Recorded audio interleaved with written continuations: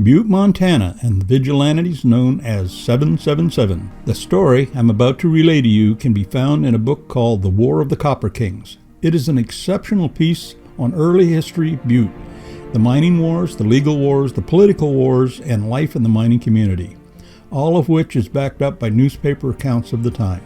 Montana, located in the northwest portion of the United States and borders Idaho on the west, Wyoming on the south, North and South Dakota on the east, and Canada on the north. Butte lies in the Rocky Mountains at an altitude of 5,531 feet above sea level. 6 miles from Butte is the Homestake Pass, the Continental Divide at 6,329 feet above sea level. This divides the two main watersheds, the east and west. Water from the west side of the divide flows to the Pacific Ocean, while the east flows into the Gulf of Mexico and the Atlantic.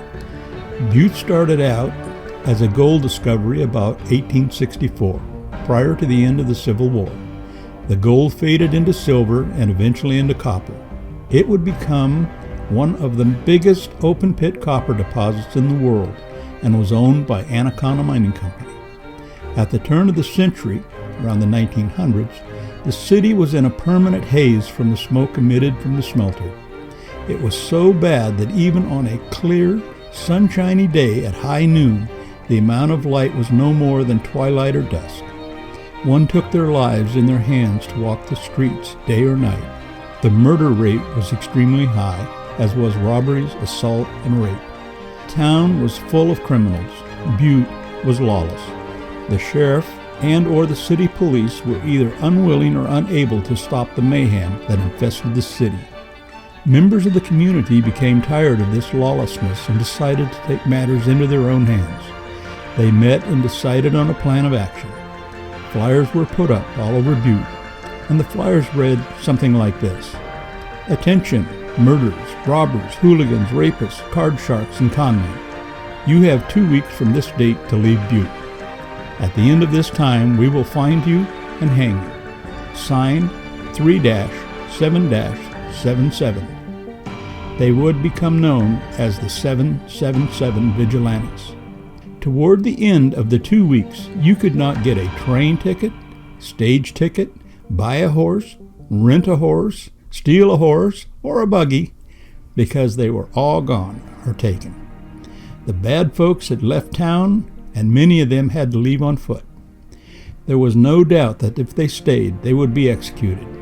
The surrounding towns, having been alerted to the migration of criminals, blockaded the roads leading into their towns. The criminals were greeted by armed men who told them to keep going.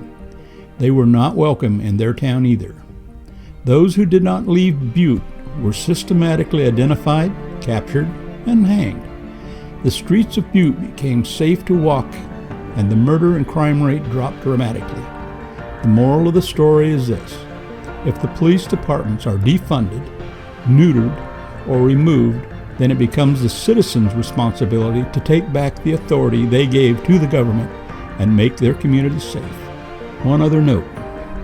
Someone asked, in the event of a burglary, who would respond to the 911 call? There was a lot of conjecture of who should respond, but no one really knew. In short, nobody had thought that far ahead. I know a couple of those most likely in the emergency groups to respond. They would be the ambulance and the coroner. No police will dictate that Americans shoot first and ask questions later. Who's going to stop them? The non-existent police? Thus ends the lesson for today. May the Lord bless and keep you, and remember, our time is growing short. Look up, for our redemption draws nigh.